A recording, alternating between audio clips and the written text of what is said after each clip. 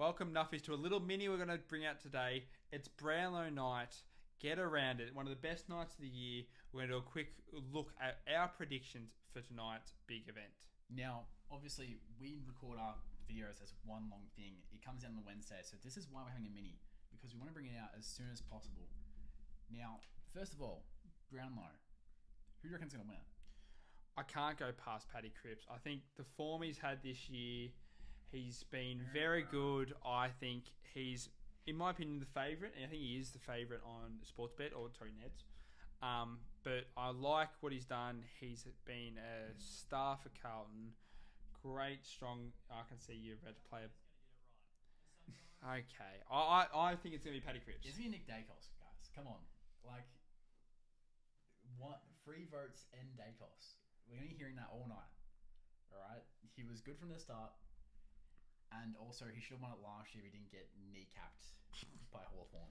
Do you see a state where it could be our first tied Brownlow since 2006?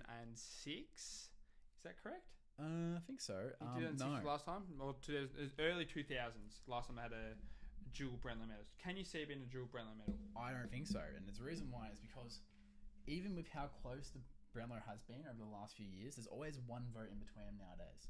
It's almost like the AFL in this conspiracy time.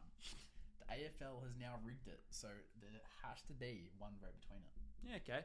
Who do you have in your top 5 to finish? So obviously you're going Dacos 1. Who are your 2nd, 3rd, 4th and 5th?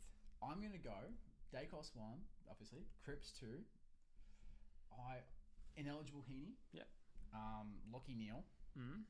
And then I would say Bont, but I think Treloar's going to take too many votes. Mm-hmm. I'm trying to think who could go 5. It's kind of 1, 2, 3, 4. You kind of know vote wise who's going to get there. It probably is going to be Bont, but I wouldn't be surprised on like Sarong or someone that like on a team which didn't go that well. Merritt, nah. Durham's going to take some votes. You have some people take votes there. But I think Sarong actually. I'll go Sarong 5. Okay. Look, I think Paddy Cripps, he's obviously my number 1. I got Dacos at 2. I think Lockie Neal's going to finish 3. I think even people sort of not underrated him, but looked under him. I think he'll get a couple of votes here at the start of the season, and he's going to fly in the back end. I think he'll pip Heaney by about 1 vote to finish 3rd. I got Heaney at 4th, and I'm the same as you. 5th is sort of up for grabs here. I'm sort of a bit up in table. It's a big call here. I think maybe Errol Goulden. I think he could get, because Sydney are going to get a lot of votes. Yeah, but Sydney also going to have 3 players get a lot of votes. So because I don't feel like it's going to be top end. It's going to be very heavy with votes, but that 5th to about 10th is going to be not very many votes. At the same time, Goulden wasn't even probably the best winger in the league until second half of the year. He had a terrible first half of the year. I think when Sydney were at their best, Goulden wasn't able to get votes. Yeah, but he did that last year. As you remember, last year he flew home that second and almost came back to finish.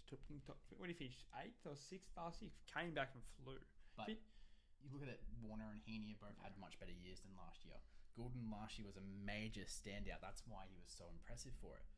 I think this time around it's not going to be as lucky. Yeah, we've agreed. And we're going to also see that Mark of the Year and Goal of the Year will also be up for contention tonight. Who do you have winning both those awards? Now, I would say Mark of the Year, Jamie Elliott. I still think how much rise he got on Mackay is probably enough. Bobby Hill will be very close behind, and then I don't think Dersma. Is it? Oh my god, it's Dersma, right? Dersma, yeah. I'm not losing my Dersma, yeah. Dersma.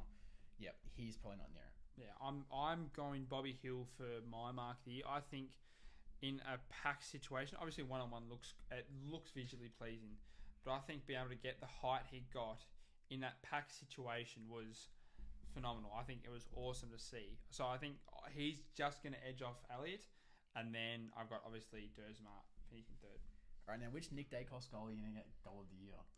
It's one of what I'm not looking forward to, because not to be rude to them, all 3 of the nominations are great goals. Don't get me wrong.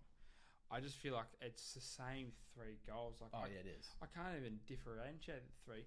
But there's the one where he ran. I'm giving it to Dacos. It's the one where he ran from like centre half back and ended up kicking.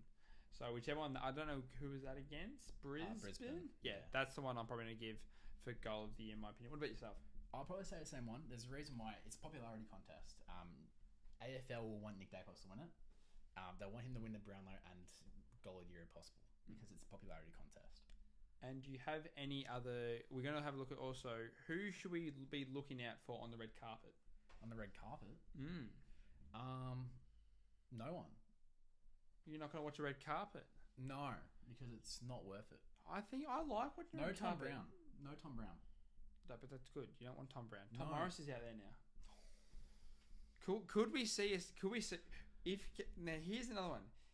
If you were to pick one player from the AFL right now to do a 2010 Brendan Favola, who would it be and why? Tom Liberatore.